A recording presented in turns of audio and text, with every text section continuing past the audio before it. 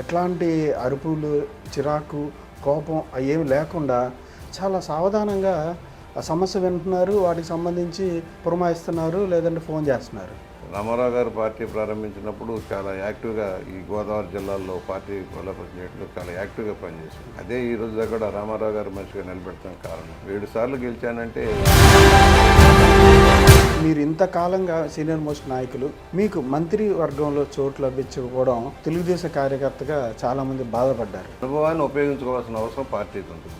ఉమ్మడి ఆంధ్రప్రదేశ్లో కూడా తెలంగాణలో కూడా అనుసంధానం పెంచుకుంటూ అందరితోటి కూడా కలిసిమెలిసి ఉండేవాళ్ళం. వాళ్ళ పార్టీ కోసం మీకు బాబు గారికి, సీఎం గారికి ఎక్కడైనా గ్యాప్ వచ్చిందా? నేను రామారావు గారి తరఫున నిలబడ్డాను. రామారావు గారు నాకన్నా దిగిపోయినప్పుడు నేను మంత్రిగా ఒక 2 నెలలు పనిచేశాను. అంతకుముందు నాకు ప్లానింగ్ బోర్డు ఇచ్చారు. ఒకసారి ప్లానింగ్ బోర్డులో కూడా ఎన్టీఆర్ గారిని ప్రేమించినంతగా తర్వాత ఈయన సంస్కరణలు కావచ్చు, ఈయన పరిపాలన విధానం చూసి బాబు గారిని దాని విషయంలో అభిమానించారు. ఎవరు కూడా సమర్థించిన విధంగా చంద్రబాబు గారు తీసుకున్న నిర్ణయాలు సమర్థించిన వాడిని. అలాగే కన్స్ట్రక్టివ్ క్రిటిసిజం ఉంటుంది నాకు. ఈ లోపాలు జరిగినప్పుడు ఎత్తి చూపేవాడిని. ఎన్టీ రామారావు గారు ఉన్నప్పుడు తెలుగుదేశం అణగారిన వర్గాలకి బాగా చేరువుగా నిలిచిందని, తర్వాత బాబు గారు వచ్చిన తర్వాత కొంచెం వాటికి దూరం అయ్యారని. అసలు రామారావు గారి కంటే ఎక్కువ సోషల్ జస్టిస్ అని చెప్పేది చంద్రబాబు గారు. సోషల్ జస్టిస్ అని చెప్పి క్యాస్ట్ ఈక్వేషన్లు పెట్టి ఆయన పక్కన 4 కమాండ్లు ఉండాలంటే రాజశేఖర రెడ్డి గారితో ఏమైనా ఉందా అప్పుడు మీరు అపోజ్ చేసుకుంటారు ఆయన విధానాన్ని? హోరాహోరీ పోరాటం జరిగింది ఒకసారి. ఆయన వెరైటీస్ సంబంధించిన డిబేట్లో చాలా గట్టిగా వ్యతిరేకించారు. ఆయన ఆ రోజున కొంచెం వెనక ముందు అయిపోయి తర్వాత పిలిచాడు బయటకు. ఇవాళ తెలుగుదేశం పార్టీ అధికారంలో, కూటమి అధికారంలో ఉంది, 18 నెలలుగా పరిపాలన సాగిస్తూ ఉంది. ఎంతవరకు మీరు ఇచ్చిన హామీల్ని నెరవేర్చారు? కోతలు విధించకుండా సంక్షేమ పథకాల్లో కావచ్చు, కూటమి ఏ విధంగా ముందుకు సాగుతుంది? 14-19 మధ్య తీవ్రమైన ఇబ్బంది ఎదుర్కొని కూడా డెవలప్మెంట్ చేసుకుంటూ వెళ్ళారు. ఈ గవర్నమెంట్ స్కీమ్లు ఏదైతే ఉన్నాయో కేంద్ర సహకారం లేదు. అప్పుడు సరి విభజన చట్టం అమలు కాలేదు. జగన్మోహన్ రెడ్డి గారు అప్పు చేశారు ఇన్ని లక్షల కోట్లు అని చెప్పి చెప్తా ఉన్నారు.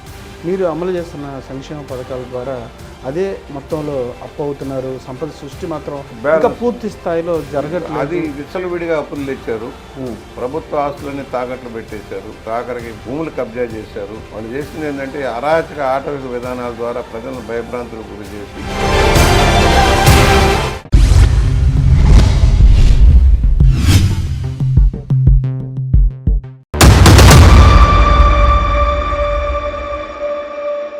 Welcome to ET digital media group. నేడు నవ్యాంధ్రప్రదేశ్లోని తూర్పుగోదావరి జిల్లా రాజమండ్రి రూరల్ శాసనసభ్యులు, ఆంధ్రప్రదేశ్ శాసనసభలో సీనియర్ మోస్ట్ 7 సార్లు ఎమ్మెల్యేగా నిరవధికంగా సేవలు అందించినటువంటి వ్యక్తి, ఎన్టీఆర్ గారికి సన్నిహితంగా ఉన్నటువంటి నాయకులు, తెలుగుదేశం పార్టీలో సీనియర్ మోస్ట్ లీడర్గా పేరెన్నికగన్న గోరంట్ల బుచ్చయ్య చౌదరి గారితో వాళ్ళ ప్రత్యేక ముఖాముఖి. సార్ నమస్కారం. సార్ నమస్కారం అండి. సార్ ఎట్లా ఉన్నారు? బాగున్నామండి. బాగున్నారా? ఆరోగ్యం ఎట్లా ఉంది? ఆరోగ్యం బాగుందండి. సహకరిస్తుంది. ఎప్పటి నుంచో బీపీలు, షుగర్లు మామూలే, కానీ అవన్నీ పెద్ద లెక్కలేదు. యాక్టివ్గా ఉంటాను. ఇప్పటికి స్టిల్ 80. I'm now 80.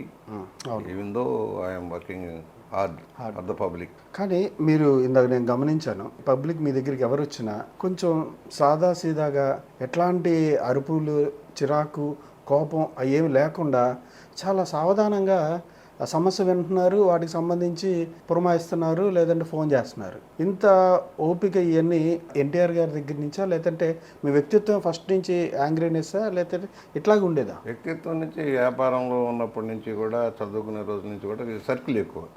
చదువుకున్న రోజులు చాలా యాక్టివ్. చదువుల కంటే ఆటల పాటల్లోనూ స్నేహితులు అది ఎక్కువగా ఉండేవి. తర్వాత వ్యాపారంలో కూడా నేను కొంచెం దూకుడుగానే ఉండేవాడిని. రామారావు గారు పార్టీ ప్రారంభించినప్పుడు చాలా యాక్టివ్గా ఈ గోదావరి జిల్లాల్లో పార్టీ బలోపేతం చేయడంలో చాలా యాక్టివ్గా పనిచేశాం. అదే ఈ రోజు దగ్గర కూడా రామారావు గారు మంచిగా నిలబెడతాం కారణం. 7 సార్లు గెలిచానంటే ఆ పెద్ద ఆయన రామారావు గారి యొక్క ఆశీర్వచన బలంతో మనం గెలిచాం.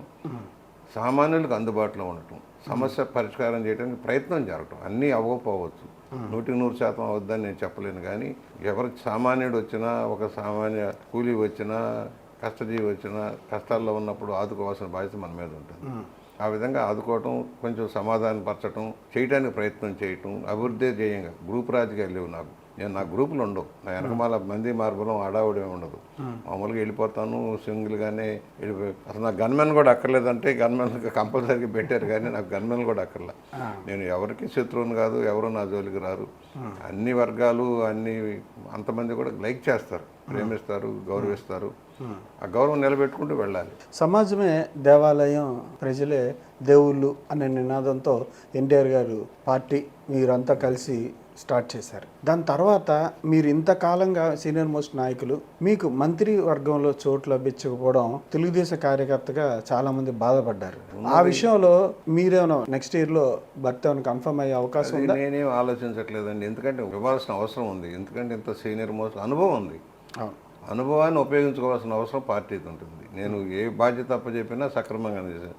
జనరల్ సెక్రటరీగా కానీ, పొలిట్ బ్యూరో సభ్యుడు కానీ, ఏ జిల్లాకి వెళ్ళమన్నా, రాయలసీమకి వెళ్ళమన్నా, కోస్తాంధ్రకి కానీ లేక ఉత్తరాంధ్రకి వెళ్ళినా నా పని నేను చేసుకుంటూ అందరిని కూడగట్టడం, అన్ని వర్గాలని మమేకం అయిపోవటం. ఉమ్మడి ఆంధ్రప్రదేశ్లో కూడా తెలంగాణలో కూడా అనుసంధానం పెంచుకుంటూ అందరితోటి కూడా కలిసిమెలిసి ఉండేవాళ్ళం. వాళ్ళ పార్టీ కోసం అందరినీ కూడగట్టుకుంటూ వెళ్ళడం నా అలవాటు. అలాగే క్రమశిక్షణ, పార్టీ ఒక సిద్ధాంతంగా ఉండాలి, కష్టపడి పనిచేసేవాడికి గుర్తింపు రావాలనే లైన్లో ఉంటాను. ఇప్పుడు జనరల్గా ఏంటంటే పార్టీలు మరాయిస్తారు, వస్తారు, పోతారు, అనుభవిస్తారు. కానీ పార్టీని నమ్ముకొని పనిచేసే వాళ్ళకి అవకాశం ఉండాలని కోరుకునేవాడు ప్రథముడిని. నా కోసమని నేను అన్నాను. ఎక్కడైనా సరే, ఏ జిల్లాల్లో ఏ వర్గం ఉన్నా సరే.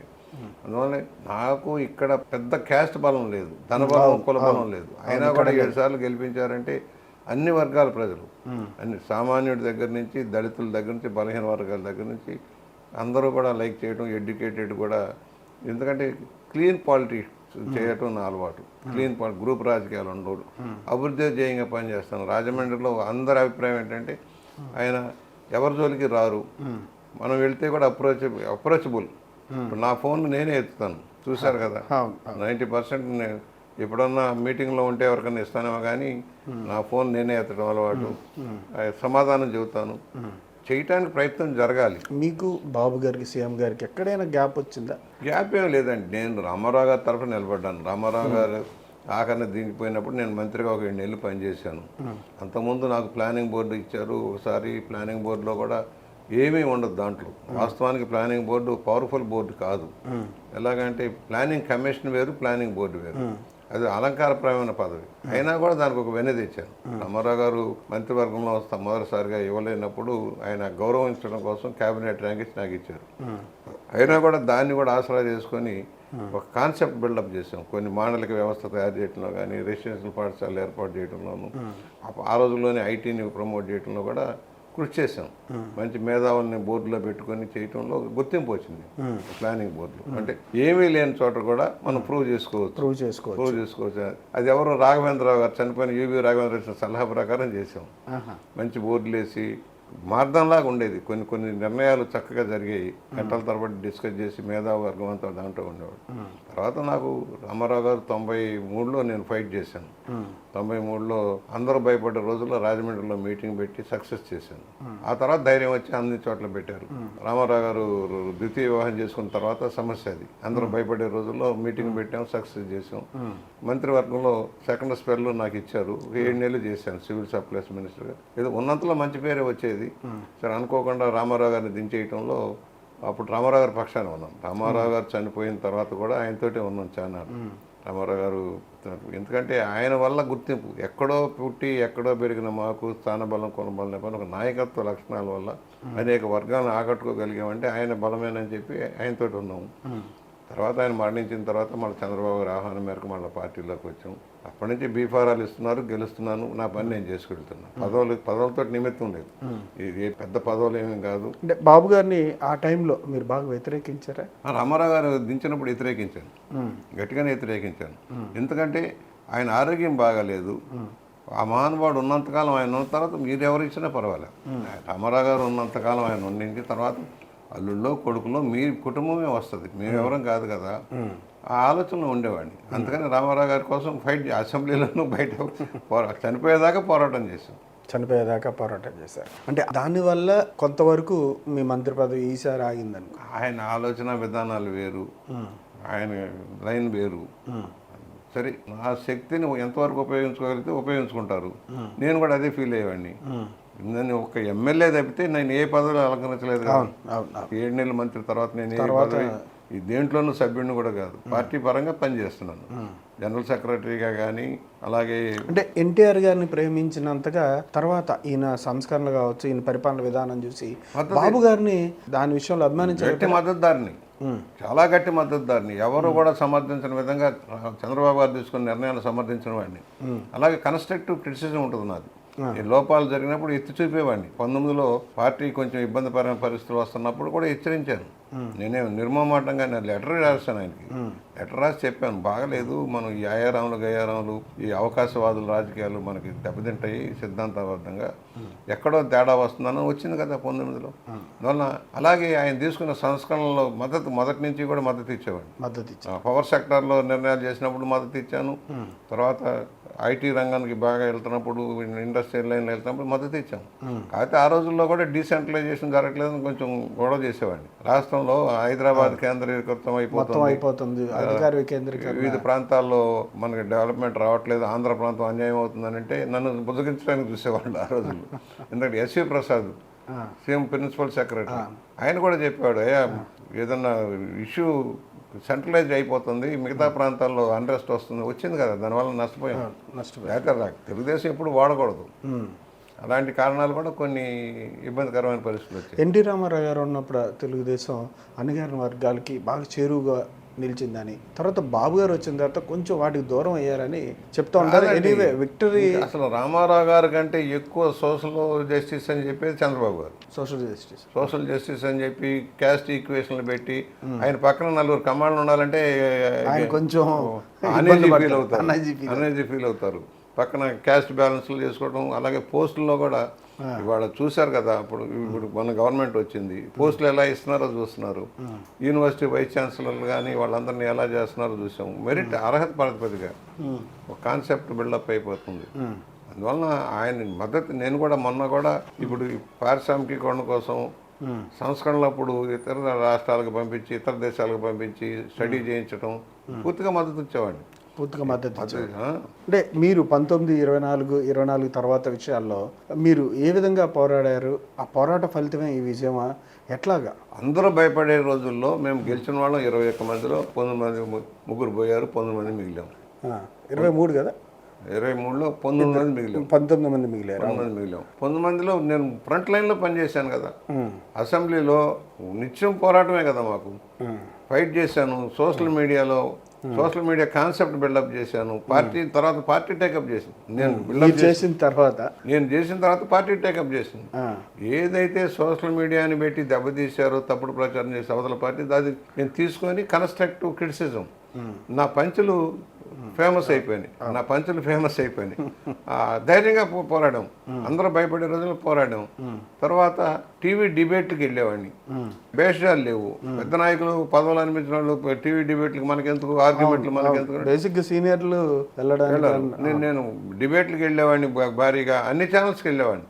ఏదైనా పార్టీ నిర్ణయం చేసిన ఛానల్స్ అది కాదు ఇది కాదు అంటే తప్పితే నేను అన్నిటికీ వెళ్ళేవాడిని. రెగ్యులర్గా రోజుకు 1-2 డిబేట్లో పార్టిసిపేట్ చేసేవాడిని. ప్రభుత్వాన్ని, జగన్మోహన్ రెడ్డి విధానాలను వ్యతిరేకించారు. అసెంబ్లీలో కూడా ఆయన వ్యక్తిగతంగా కాదు, జగన్మోహన్ రెడ్డి విధానాల మీద వ్యతిరేకించారు. ఆయనకే చెప్పాను అసెంబ్లీ సాక్షిగా, మీకు అన్ని ఇన్ఫ్రాస్ట్రక్చర్ ఉంది, తెలివి ఉంది, జాగ్రత్త చేసుకోకుండా ఎందుకలా చేస్తున్నావు, తప్పుడు విధానాలు వెళ్ళకు. అసెంబ్లీలోనే చెప్పాను. నవ్వుతే మనం ఏం చేస్తాం. రాజశేఖర రెడ్డి గారితో ఏమైనా ఉందా అప్పుడు మీరు అపోజ్ చేసిన టైంలో ఆయన విధానాలు? లేదండి. అసెంబ్లీలో హోరాహోరీ పోరాటం జరిగింది ఒకసారి. ఆయన వెరైటీస్కి సంబంధించిన డిబేట్లో చాలా గట్టిగా వ్యతిరేకించాను. ఆయన ఆ రోజున కొంచెం వెనక ముందు అయిపోయి తర్వాత పిలిచాడు బయటికి పిలిచి, చౌదరి గారు మీరు నా మీద పడిపోతున్నారు, మా నాన్నను చంపినాను కూడా నేను ఏం చేయలేదు అది ఇది అంటే, మన ఇద్దరికి వ్యక్తిత్వ వైర్యం కాదు, సబ్జెక్టు. మీరు రామారావు గారి మీద ఇటాచీ కుంభకోణం అని ఆరోపణ చేశారు, పారిపోయారు. ఎందుకు చేశారు? ఏమీ లేనిది, అసలు ఆలు లేదు చూలు లేదు అన్నట్టుగా దాని మీద ఎందుకు చేశారని నేను అప్పుడు ఇండస్ట్రీ మీద, వెరైటీస్ దోపిడీ మీద మాట్లాడాను. అందువల్ల పెద్దగా అంతకంటే ఏం లేదు, గౌరవంగానే ఉండేవాళ్ళు. ఈ అసెంబ్లీ సమావేశాలు, మొన్న జరిగిన అసెంబ్లీ సమావేశాల్లో మీరు అధికార పార్టీ సభ్యులైనా సరే ఒక ప్రతిపక్ష నాయకులుగానా లేదంటే అంశాలను లేవనెత్తి ఒక ధోరణి ప్రదర్శించారు. కొంతవరకు అది కొంత పార్టీలోని వ్యక్తులే దాన్ని కవర్ చేయాల్సిన పరిస్థితి వచ్చింది. అంటే దాన్ని ఎట్లా చూడాలి? నేను ముందే చెప్పాను, ప్రతిపక్షం లేదు, చట్టసభని సక్రమంగా ఉపయోగించుకుంటే పరిపాలన సరిచేయొచ్చనే భావన. చట్టసభలో ఇంత క్వశ్చన్ అవర్ ఉంటుంది. క్వశ్చన్ అవర్ ద్వారా ఎన్నో సమస్యలు పరిష్కారం చేయొచ్చు, తప్పులు ఎత్తి చూపొచ్చు. మనం అధికార పక్షాన్ని తప్పులు కప్పెట్టుకుంటే కాదు కదా. యంత్రాంగం గేరప్ అవ్వాలి, యంత్రాంగం జరిగే లోటుపాట్లు సరిదిద్దాలంటే తప్పదు. అదే చెప్పాను నేను అసెంబ్లీకి వెళ్లే ముందు చెప్పాను. ప్రతిపక్షం లేదన్న బాధ అక్కలేదు, మేమే అధికార పక్షంలోనే కన్స్ట్రక్టివ్ క్రిటిసిజం వెళ్తాము, ప్రభుత్వంలో లోటుపాటు ఎత్తి చూపించి దాన్ని సరి చేసుకుంటాం. దాచుకున్నాయి కాదు, ముసుగులో పెట్టుకుంటాయి కాదు అన్న. అలాగే అసెంబ్లీలో కూడా నాకు అవకాశాలు, ఎందుకంటే కొత్త వాళ్ళకి అవకాశాలు వస్తాయి, కొత్త వాళ్ళకి అవకాశాలు ఏమని చెబుతున్నాను. మహిళలు కూడా యాక్టివ్ అయిపోయారు, మమ్మల్ని చూసి వాళ్ళు నేర్చుకుంటారు. అవును, విషయాన్ని ఎలా ఎక్స్ప్లెయిన్ చేస్తున్నాం, ఎలా డీల్ చేస్తున్నాం అనేది దాన్ని నేర్చుకుంటారు. అదే చెప్తారు అందరూ కూడా, మీరు మాకు రోల్ మోడల్ అని చెప్పి.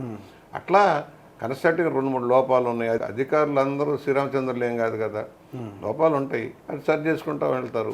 ఆ విధానం అనేది ఆ ధోరణిలో వ్యవహరించారు అంతే. అదే తప్పు పట్ల ఎవరు తప్పు పట్ల సీఎం గారు కూడా ఎస్ ఆయన చెప్పే విధానంలో ఇక్కడ ఇది లోపం ఉంది, ఇలా చేయమని చెప్తాను. లోపం చెప్పటమే కాదు, ఎలా సరి చేయొచ్చో చెప్తాను.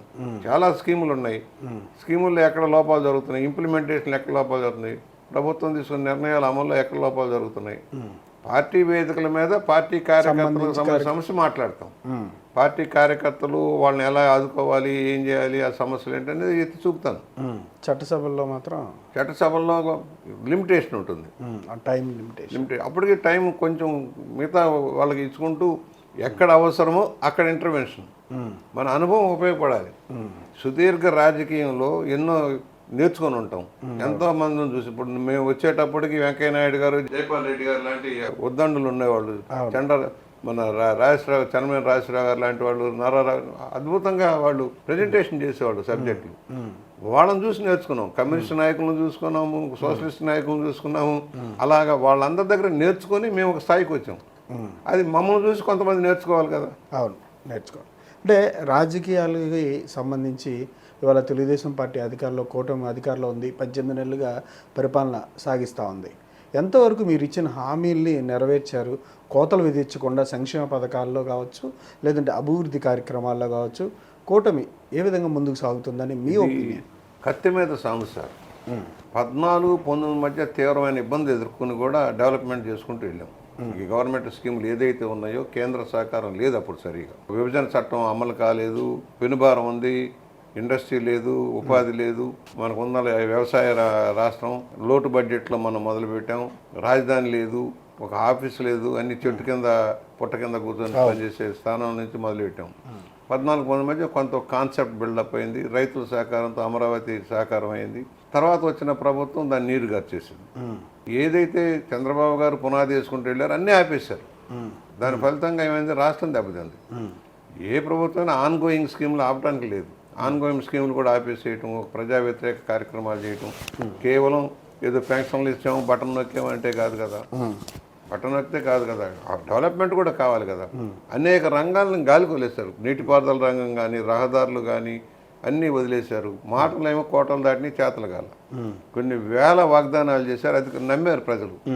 నమ్మే ప్రతిదానికి అడ్డమైన హామీలన్నీ ఇచ్చాడు జగన్మోహన్ రెడ్డి గారు. హామీలు ఇచ్చారు, ఎన్ని అమలైనాయి? ఉద్యోగుల్ని దగా చేసి ఉద్యోగుల్ని రోడ్డు మీద రాకుండా ఒక భయానక వాతావరణం, డిక్టేటర్ నియంతలాగా పోగొట్టబోయింది. మేము ఎదుర్కొన్నాం. నాకు భయం, నా జోలికి రాలేకపోయారు. నాకు లోపం లేదు. 44 సంవత్సరాలు క్లీన్ ఇమేజ్లో వచ్చాం. ప్రజల కోసమే పనిచేస్తాం, ప్రజల మధ్యనే ఉంటాం. ఇప్పుడు నేను అమరావతిలో నాకు పెద్ద ఇదేం పని లేదు, హైదరాబాద్లో పని లేదు, ఉండేది రాజమండ్రిలో. ఓడినా గెలిచినా రాజమండ్రిలోనే ఉంటాం, మ్యాక్సిమం ప్రజల మధ్య ఉంటాం, ప్రజలతో కలిసిపోతాం. అంతే.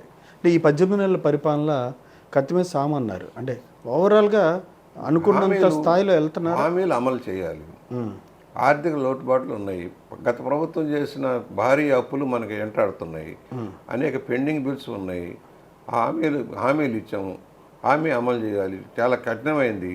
ఎందుకంటే ఎకానమీ పెరిగితేనే కానీ, ఆదాయాలు పెరిగితే కానీ ఇవన్నీ అమలు చేయలేము. సంక్షేమం, అభివృద్ధి 2 కళ్ళుగా వెళ్ళాలి.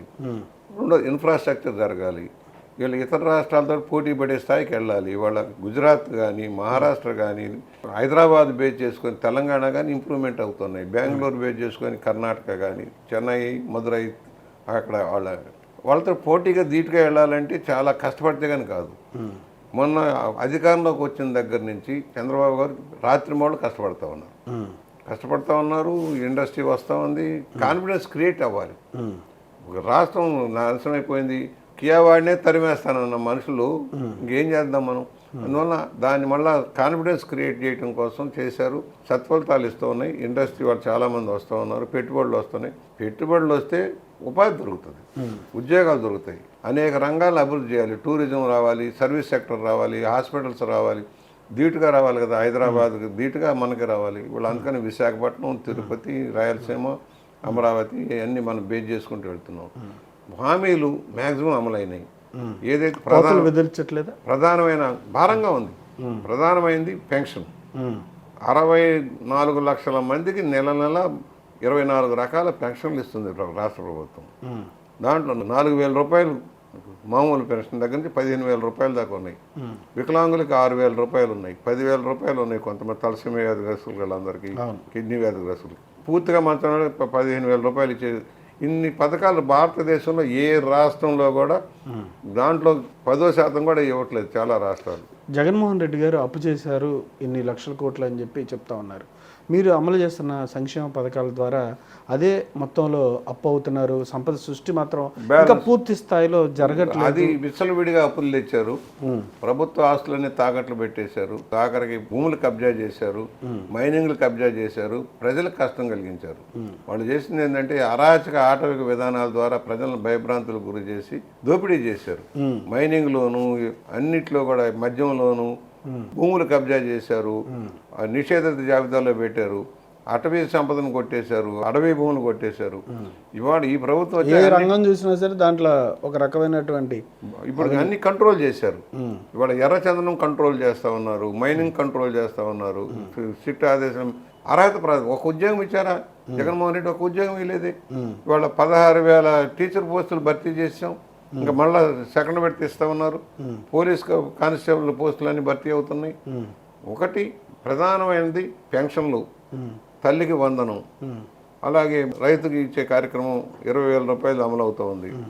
గ్యాస్ పంపిణీ 3 సిలిండర్లు ఇచ్చే కార్యక్రమం అమలైంది. వాళ్ళు చెప్పిన వాళ్ళు అమలు అవుతున్నాయి కదా.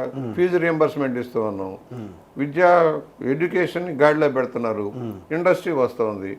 పోలవరం లాంటి ప్రాజెక్టులు, రాజధానిలో నీటిపారుదల ప్రాజెక్టులు, ఉత్తరాంధ్ర ప్రాజెక్టులు అన్నీ మొదలైపోయినాయి, స్పీడ్గా జరుగుతున్నాయి. కానీ ఈ విధాన నిర్ణయాల అమల్లో ప్రైవేటైజేషన్ అంటే ఇవాళ మన కాలేజీలకు సంబంధించి ఇవాళ మన హెల్త్ కాలేజెస్ కావచ్చు, ప్రైవేటుకు సంబంధించి వాళ్ళకి అప్పచెప్పడం అనేది మీరు ఎట్లా చూస్తారు? ఈ జగన్మోహన్ రెడ్డి గారు చెప్తున్నంతగా జరుగుతూ ఉందా వైద్య కళాశాల విషయం? జగన్మోహన్ రెడ్డి ఏమీ చేయలేదు సార్. ఋషికొండకు 500 కోట్లు ఖర్చు పెట్టాడు, 17 కాలేజీలకి జీవో ఇచ్చాను అన్నాడే కానీ 500 కోట్లు కూడా ఖర్చు పెట్టలేదు. ఎక్కడ వేసిన గొంగళి అక్కడే ఆగిపోయింది. ఇవాళ ప్రభుత్వం పరిపాలన అస్తవ్యస్తం చేశాడు. అసలు రాబోయే తరాలను నాశనం చేసి వెళ్ళాడు. ఒక ఉద్యోగం లేదు, ఉపాధి లేదు, బటన్ నొక్కాను అని వాడి స్వార్థం చూసుకున్నాడు. అసలు ప్రజా సమస్యల మీద ఎక్కడ వెళ్ళాడు జనంలోకి? ఎన్నికల ముందు శుష్క వాగ్దానాలన్నీ చేశాడు. జగనన్న మోసాలు అన్నీ కావు. ఏది అమలైంది? ఎంప్లాయీస్ని దగా చేసే, రైతులను దగా చేసే. కరువు వచ్చినా సహాయం చేయలేదు, వరదలు వచ్చినా సహాయం చేయలేదు. కానీ మీరు కరువు వరదలంటే గుర్తొచ్చింది. రైతులకు సంబంధించి ఇన్పుట్ సబ్సిడీ ఇవ్వలేదు, 1,100 మేర బాకీ పెట్టారు. ఇట్లాంటి విషయాలన్నీ 1,600 కోట్లు బాకీ పెట్టిపోయాడు. ధాన్యం కొన్నాడు, డబ్బులు ఇవ్వలే. ఈ ప్రభుత్వం వచ్చాక డబ్బులు ఇచ్చాం. ఇప్పుడు ఈ సంవత్సరం రైతులను అడగండి పోయి, కొన్న 24 గంటల్లో డబ్బులు ఇచ్చాం. ఎప్పుడు లేనంత ధాన్యం కొన్నాం. మిల్లర్లకు కాదు, ప్రభుత్వానికి అమ్ముతున్నారు రైతులు ముందుకు వచ్చి. ఇదివరకు ప్రభుత్వానికి అమ్మాలంటే భయపడేవాళ్ళు. రివర్స్లో వెళ్తుంది. అలాగే మొన్న వర్షాలు వచ్చినాయి, వెంటనే ఇన్పుట్ సబ్సిడీలు అవన్నీ కూడా రిలీజ్ చేస్తాం. ఉన్నాయి సమస్యలు. ఆ ఫైనాన్షియల్ స్టింజెంట్ ఉంది. గత ప్రభుత్వం చేసిన కొన్ని తప్పుల వల్ల ఎంఎన్ఆర్జీఎస్ లాంటి జల మిషన్ లాంటివన్నీ ఆగిపోయాయి. కేంద్ర ప్రభుత్వ పథకాలన్నీ ఆగిపోయినాయి. వాటికి మ్యాచింగ్ లెవెల్. రైల్వే ప్రాజెక్టులు ఆగిపోయినాయి. రోడ్డు వర్క్ ఇప్పుడు అన్ని వేగం పెరిగినాయి కదా. రోడ్డు వర్క్లన్నీ, నేషనల్ హైవేస్ అన్నీ స్పీడప్ అయినాయి. రైల్వే వర్క్లన్నీ స్పీడప్ అయిపోయినాయి. ఇన్ఫ్రాస్ట్రక్చర్ కదా, పోర్టులు మొదలైపోయినాయి. ఇప్పుడు భోగాపురం ఎయిర్పోర్ట్ అయిపోతుంది, కడప ఎయిర్పోర్ట్ అయిపోయింది, కర్నూలు ఎయిర్పోర్ట్ అయిపోయింది. ఇప్పుడు ఇంకా కొత్తగా నెల్లూరు ఏరియాలో ఎయిర్పోర్ట్ రాబోతుంది. ఒక పక్క ఇన్ఫ్రాస్ట్రక్చర్ వస్తుంది, ఇండస్ట్రీ వస్తుంది, కాన్ఫిడెన్స్ క్రియేట్ అయింది. That is the leadership. అందుకని ఇవాళ మేము ఎందుకు మద్దతు ఇస్తున్నాం? ఆయన చేసే కరెక్ట్ వేలో వెళ్తున్నాం. ఫ్యూచర్కి ఫ్యూచర్కి. ఫ్యూచర్ కోసం. ఇప్పుడు అమరావతి వేగం పెరిగింది, 5 ఏళ్ళు ఏమీ జరగలేదు, ఉన్నది తగలేశాడు. ఇప్పుడు అమరావతి రాబోయే 6-7 నెలలు చాలా వేగంగా స్పీడ్ అవుద్ది. పోలవరం స్పీడ్ అయిపోయింది. అమరావతికి సంబంధించి మళ్ళీ విడత భూసేకరణకు సంబంధించి కావచ్చు 20,000 ఎకరాలు, తర్వాత మళ్ళీ ఇంకో 3వ విడత కూడా ఉంది, ఇంకో 20,000 ఎకరాలు అంటున్నారు. అంటే ఇది ఫస్ట్ ఏమో సెల్ఫ్ సస్టైన్ ప్రాజెక్ట్ అని చెప్పారు, దానంతట అదే ఫైనాన్షియల్గా గ్రో అవుతుంది అని చెప్పుకొచ్చారు. ఇవాళ ఏమో మళ్ళీ భూ సమీకరణ అంటున్నారు, ఒక ఇంటర్నేషనల్ ఎయిర్పోర్ట్ అంటున్నారు. ఈ అంశాల మీద కొంతవరకు కొంచెం కన్ఫ్యూజన్ అయితే ఉంది. దీని గురించి మీరు గమనించిన అంశం ఏంటి? మీరు ఇంటర్నేషనల్ సిటీ డెవలప్ అవబోతుంది. ఇప్పుడు హైదరాబాదు మొదలైనప్పుడు, హైటెక్ సిటీ మొదలైనప్పుడు పరిస్థితి ఏంటి? జూబ్లీ హిల్స్ నుంచి అంత రాళ్ళు రప్పలు తప్పితే ఏమీ లేవు. ఇవాళ హైదరాబాద్ ఎక్కడికి వెళ్ళింది గురు? అవుటర్ రింగ్ రోడ్డు కూడా దాటి మళ్ళీ ఓఆర్ఆర్ ఇంకోటి వస్తుంది, మరో ఓఆర్ఆర్ ట్రిపుల్ ఆర్ వస్తూ ఉంది. ఎంత ఇండస్ట్రీ డెవలప్మెంట్ పొటెన్షియల్ వచ్చింది, ఎంత జాబ్ ఓరియంటేషన్ వచ్చింది, ఎంత సోషల్ సర్వీస్లో జాబ్స్ వచ్చాయి, ఇవన్నీ దృష్టిలో పెట్టుకోవాలి. ల్యాండ్ లేకపోతే, ల్యాండ్ బ్యాంక్ లేకపోతే ఏమీ చేయలేరు. ఇప్పుడు ముందుగానే జాగ్రత్త పడకపోతే రాబోయే భూమి దొరకదు. భూమి కాస్ట్ ఇప్పుడు హైదరాబాద్లో 4 లక్షలు 5 లక్షలు గజం అంటే ఏంటి? ఎక్కడికి? నిన్న ఎకరం ఎక్కడికి? 174 కోట్ల ఎకరం నియోపోలిస్ కోకాపేట నర్సింగ్ ప్రాంతం. అందుకని ప్రభుత్వం ఇవాళ infrastructure world line international standard వచ్చేలాగా వర్కౌట్ జరుగుతుంది. ఇప్పుడు రోడ్లన్నీ కూడా స్టాండర్డ్ అంతా కూడా ఆ స్టాండర్డ్లు వెళ్ళిపోతున్నాయి. ఫ్యూచర్ సిటీ కదా, ఫ్యూచర్ సిటీలో ఆ విధంగా వెళ్ళాలి. అందువల్ల ఇవాళ ఒక ఎయిర్పోర్టు, రైల్వే లైన్ వస్తుంది, గవర్నమెంట్ ఆఫ్ ఇండియా కూడా కోఆపరేట్ చేస్తుంది. అమరావతిలోంచి రైల్వే లైన్ వెళ్తుంది, కొత్తగా ఐకాన్ బ్రిడ్జ్ రాబోతుంది, అలాగే గోదావరి వాటర్ తరలించే స్కీము వైకుంఠపురం బ్యారేజ్ రాబోతుంది. ఇవన్నిటికీ ల్యాండ్ కావాలి. దానికి అవసరమైన ముందు తీసుకున్నంత ఇన్ఫ్రాస్ట్రక్చర్. ఇప్పుడు చాలామంది మేము సంస్థలు పెడతామని వస్తున్నారు, వాళ్ళందరికీ భూమి సేకరించి ఇవ్వకపోతే రారు. విశాఖపట్నంలో ఇండస్ట్రీ వస్తుందంటే ల్యాండ్ అలొకేట్ చేస్తున్నారు, వాళ్ళకి కావాల్సినంత భూమి ఇస్తామన్నారు. భూమి ఇస్తే కానీ కేంద్రాలు రావు. దాని గురించి సేకరణ, దానికోసం సేకరణ కానీ 16,000 ఎకరాలు తీసుకుంటున్నారు ఇప్పుడు. దాంట్లో కొంత రైతులకు కూడా మేలే, ఎందుకంటే గ్రోత్ కారిడార్ వస్తే రేపు వాల్యుయేషన్ పెరుగుతుంది. కాకపోతే వేగం కావాలి. రైతుల భయం ఏంటంటే ఇలాంటి వాడు వచ్చి పాడు చేసిపోయాడు కదా, మళ్ళీ అలాంటి పరిస్థితి వస్తే ఏంటి అనేది డౌట్లో ఉంటాయి. కానీ త్వరగా వేగంగా అభివృద్ధి చెందితే ఫ్లాట్ రేట్లు పెరుగుతుంది, సిటీ పెద్ద సిటీ అయిపోవాలి కదా. ఇప్పుడు విజయవాడకు కూడా రింగ్ రోడ్డు వస్తుంది, అవుటర్ రింగ్ రోడ్డు వస్తుంది, ఇన్నర్ రింగ్ రోడ్డు వస్తూ ఉన్నాయి. ఆ పరిధిలో గ్రోత్ కారిడార్ వచ్చేస్తుంది. మహానగరం ఏర్పాటు అవ్వాలి. మంగళగిరి కానీ, విజయవాడ, గుంటూరు, తెనాలి, ఈ ప్రాంతం అంతా ఒక క్లస్టర్ కింద ఏర్పాటైపోతుంది. అది ఒక మంచి సిటీ అవ్వాలి. Visakhapatnam natural growth. విశాఖపట్నాన్ని ఎవరు, అది ఆటోమేటిక్గా ఇండస్ట్రియల్ సిటీ, పోర్ట్ సిటీ అట్లా అవుతుంది. రాయలసీమకి అడ్వాంటేజ్ ల్యాండ్ బ్యాంకులు ఉన్నాయి కనుక చాలా ఇండస్ట్రీ ఇప్పుడు తిరుపతి కానీ, కర్నూలు కానీ, కడప కానీ, అనంతపూర్ కానీ వెళ్తూ ఉన్నాయి. అంటే ఈ అంశాల్లో కొంతవరకు తెలుగుదేశం నాయకులు అక్కడ ల్యాండ్ బ్యాంక్ తీసుకున్నారు, ఆ ముందుగా ఇన్ఫర్మేషన్ కావచ్చు. ఇప్పుడు ఇవాళ మాట్లాడిన జగన్మోహన్ రెడ్డి గారు కూడా అదే అంశాలని ప్రస్తావిస్తూ ఉన్నారు. అన్నీ రాంగ్ సార్, అవన్నీ రాంగ్. మీరేమైనా ఇన్వెస్ట్ చేశారు అక్కడ? ఎక్కడ లేదండి. నాకు అట్లాంటిది ఎక్కడ లేదు. అక్కడ ఇన్వెస్ట్ నేను 15 రాజధాని అనౌన్స్ అయిపోయిన తర్వాత కాస్ట్ పెరిగిపోయినప్పుడు మాత్రం ఇక్కడ భూమి అమ్మి అక్కడ కొనుక్కున్నాం. 15లో అంటే ముందు కొనలా. 5 లక్షలు 10 లక్షలు ఉన్నప్పుడు కొనుక్కోలే, బాగా పెరిగిపోయిన తర్వాత కొనుక్కున్నాం. దానివల్ల మాకు నష్టమైంది. ఫ్యూచర్లో మరీ ఎక్కువ కాదు, కొద్దిగానే ఇక్కడ ఎక్కువ అమ్మి అక్కడ తక్కువ కొన్నారా? నాకు ఒక 7 ఎకరాలు చిల్లర ఉంటే లేఅవుట్ వాళ్ళకి అమ్మేసి ఆ డబ్బుతో కొన్నాను. దాని వరకు అట్లా వెళ్ళింది. ఆస్తులన్నీ కరిగిపోయినాయిలేండి. నాది 60 ఎకరాలు మాగాని పోయింది, 30 ఎకరాలు చేపల చెరువులు అన్నీ పోయాయి, ఆస్తులన్నీ కరిగిపోయినాయి. హైదరాబాద్లో ఫిల్మ్స్ తీసినప్పుడు స్థలాలు ఉంటే అయిపోయినాయి.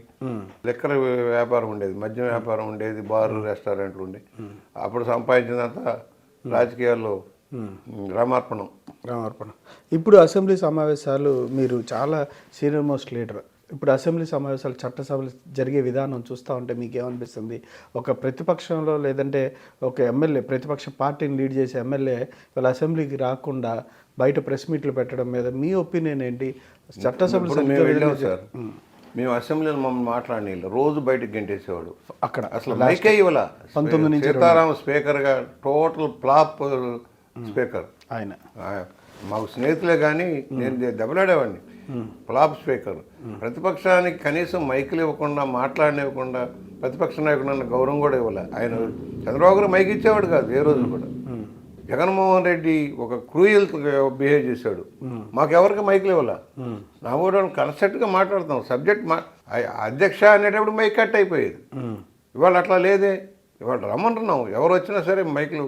ఒక సింగిల్ మనిషి ఇండిపెండెంట్ గెలిచినా మైకులు ఇచ్చేవాళ్ళం ఇదివరకు. మాట్లాడనిచ్చేవాళ్ళు. అవకాశం కోసం 2-3 ఎమ్మెల్యేలు ఉన్న పార్టీకి కూడా అవకాశాలు వచ్చాయి. ఆయన అట్లా కాదు. ఆయన ప్రతిపక్షం అంతా నేనే అనేవాడు. ఎవరికి మాట్లాడనిచ్చేవాడు కాదు. ఇప్పుడైతే కన్స్ట్రక్ట్ గానీ జరుగుతుందా? అయితే జరుగుతుంది. చర్చలు కొనసాగిస్తున్నాం. చర్చలు కొనసాగుతున్నాయి. మాట్లాడనిస్తున్నాం. ఇంకా అర్థవంతంగా కూడా చేయొచ్చు. జగన్మోహన్ రెడ్డి గారి ఫ్యూచర్ ఎట్లా ఉంటుంది మీ ఎక్స్పీరియన్స్ ప్రకారం? తండ్రిని అడ్డు పెట్టుకొని చేసిన అరాచకాలు ఇవాళ 12 కేసులు ఈడీ కేసులు విచారణ ఉన్నాయి. తాత్కాలికంగా పోస్ట్పోన్ చేయించుకుంటా ఉన్నాడు. విచారణ నుంచి డిశ్చార్జ్ పిటిషన్ మీద పిటిషన్ వేసుకుంటూ 13 సంవత్సరాలుగా బెయిల్ మీద ఉన్నాడు.